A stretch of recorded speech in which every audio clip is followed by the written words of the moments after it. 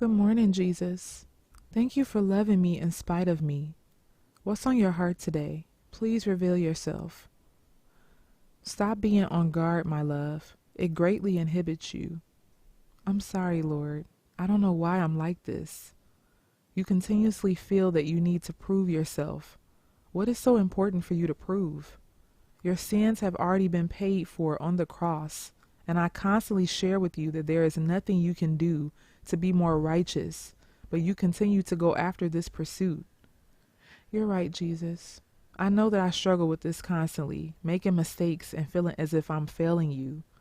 Yes, you make many mistakes, but you are far from being a failure and failing me, Dominique. I tell you constantly that I know everything you will do before you do it, so nothing surprises me. But this is the power of the flesh and why I instruct my children to deny it and to die to it. It is the most difficult thing to overcome because it doesn't come from my spirit, but from the dust of the earth. So its nature is evil, selfish, wants comfort, and no inconveniences or suffering. Everything it hates is what I require my children to embrace, to become more like me, because I conquered all of those things in death and life. Many believe the wrong things concerning their sole purpose in being given this life. It has nothing to do with achieving their goals and forging a good life for themselves, but everything to do with denying their flesh, impulses, and desires.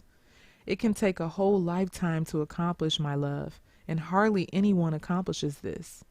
This is exactly why my sacrifice was important. I knew that man would not be able to control their flesh, to operate fully in the spirit, and without atonement, no one would enter the kingdom of heaven.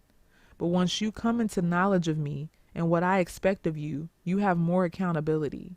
Understand that you are in one of the hardest battles anyone can face. The battle for who controls your soul, your flesh, or your spirit, and the choice is ultimately left up to you. I give you all the tools, and I allow you to see both the narrow and broad path that you may choose which way to go according to your true nature and innermost desires. Which one will you choose? And that was the end of Jesus' message. So this one is a really powerful one as well, because he's explaining to us and explaining to me, because I've really been struggling with not being so hard on myself when I don't do everything right. He has been sharing, or is sharing here, just the power of the flesh and why he tells us to deny it. And he reveals our sole purpose is to overcome our flesh. And Jesus overcame his flesh by dying for us. And he is allowing us to have this life so that we learn how to overcome our flesh. Because it's so wicked and it's from the earth, that is our sole purpose, is to overcome our flesh. And as he said, it may take forever to do it. We may not fully accomplish it in this lifetime, in this human lifetime that we have. But if we stay on the right path, then we can still be close to Jesus. You know, we can still spend eternity with him, but we have to stay on the right path. We have to have the right goal in mind.